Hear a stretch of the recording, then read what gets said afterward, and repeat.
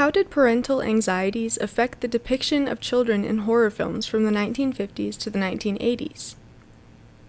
The anxieties experienced by adults about significant events in society, mixed with common perceptions of childhood, has shaped the way that children are depicted in horror films for decades. I will focus on one film each from the 1950s through the 1980s to examine the slight differences in portrayals of the evil child trope in horror cinema. This will be explored through the idea of projection as popularized by Sigmund Freud. The popularity of Freudian theory in psychoanalysis exploded in the 1950s, which coincided with the more widespread use of the evil child trope in cinema. As we all know, Freud had some ideas about children. As Professor Stephen Brum has stated, we live in a culture haunted by Freud, for whom the child is always defined by conflicts, desires, and aggressions, instinctual drives he located in the human being's animalistic id. Basically, children popularly serve as conduits in media for internalized or subconscious feelings of adults.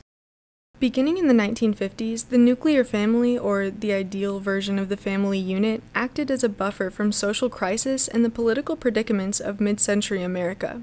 However, soon, the traditional lifelong union of husband and wife, or the heteronormative white ideal of family, was perceived as being threatened by rising divorce rates, increasing numbers of LGBT parents, and a rapid growth of women's independence. Francis Littman, a pioneer in the field of parenting education, asserted in a 1980 article, "In the United States today, a preoccupation with the changing American family is so widespread that it has become almost a national obsession. In the 1980s, due to fears of the crumbling nuclear family model, children were being seen as the glue that should have been holding the family together, a job that had previously been secured by parents. This created a stronger sense of losing control for many households, and therefore more anxiety. Much of this anxiety was intensified by feelings of uncertainty and disconnect common in parent-child relationships. Children were and are often seen as enigmas, kind of othered.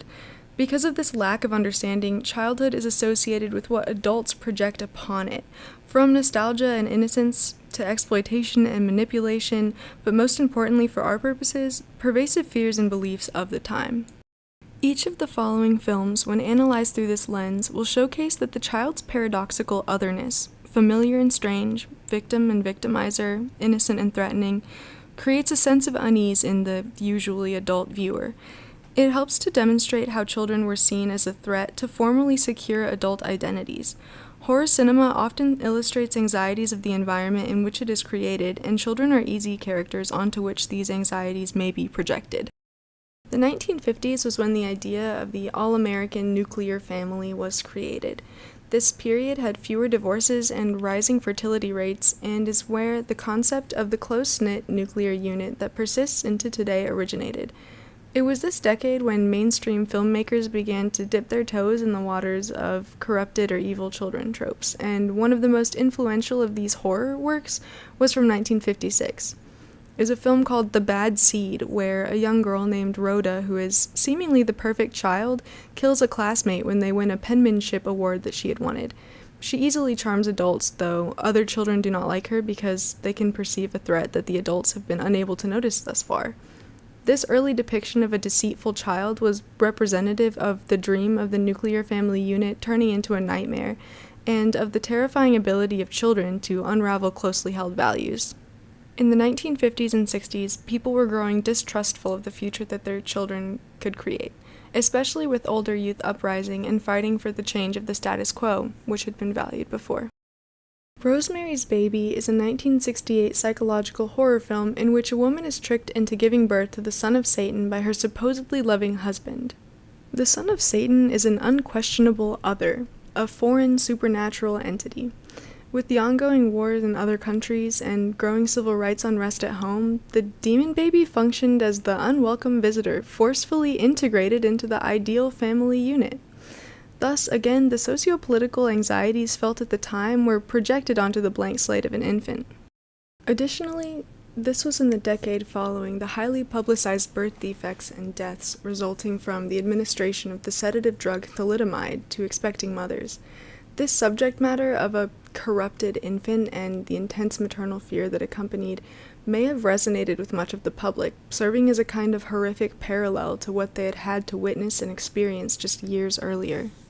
The fears of many Americans were effectively reflected in horror, and in the 1970s, the popularity of horror cinema rose significantly. A popular theme of horror films of this time was possession. In his study of narratives about possessed children, Adrian Schober argues that American horror represents an ongoing ideological conflict between children as inherently good and children as inherently evil, ideas with roots in Calvinism and Romanticism, respectively.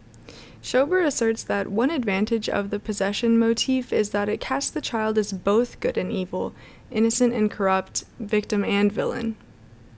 Spiritual possession is a cultural construct, and is, in this case, where an entity has some sort of control over the mind and/or body of its subject, which was, in many cases, a child. In some circles, children were viewed as more susceptible to possession due to their pure or blank state. The 1970s were years full of international instability and anxiety due to the Vietnam War.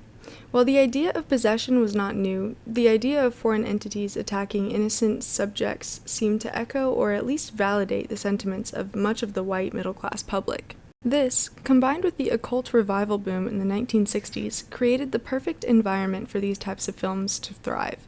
The Exorcist is a classic example of a possession film of the 1970s. The main child character, Reagan, is a normal white middle-class child until she plays with the Ouija board and becomes possessed by a demon. The following attempts to explain her behavior and exorcise her demon could represent the struggle of the majority to regain a sense of control over the uncontrollable outside forces threatening the security both outside and in the country. The children in horror films of the early 1980s left the possession motif behind. Whereas before the line between innocent and evil was more pronounced, it is more porous in the 1980s.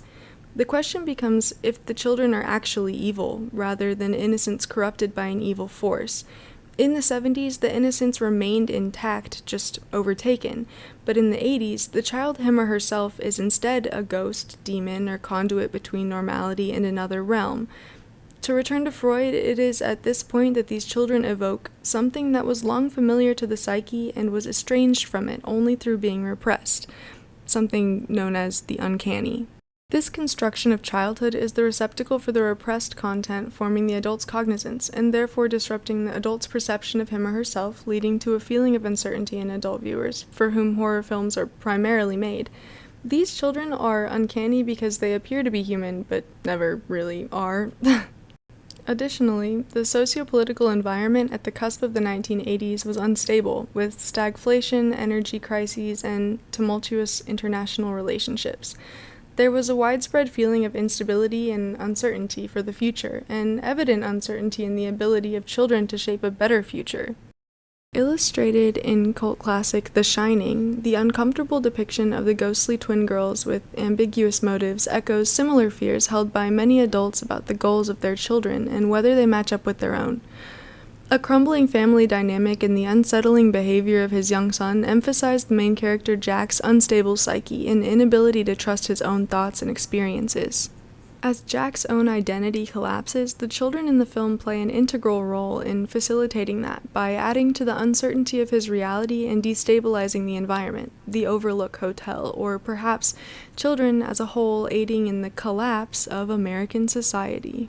It is difficult to speak about this topic without acknowledging that mainstream horror films were and are generally made by middle and upper-class white males, so much of the adult anxiety mentioned in this video reflected the fears of that specific population. So, to recap, horror cinema reflects anxieties of its time. Childhood is viewed through shifting lenses, but the romantic ideal of children as blank slates or less autonomous than adults has persisted. This has encouraged the projection of adult anxieties onto them in film, especially in the horror genre.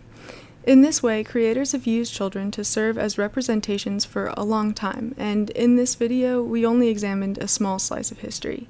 Horror and the evil child trope has developed to reflect perceived societal problems through to today.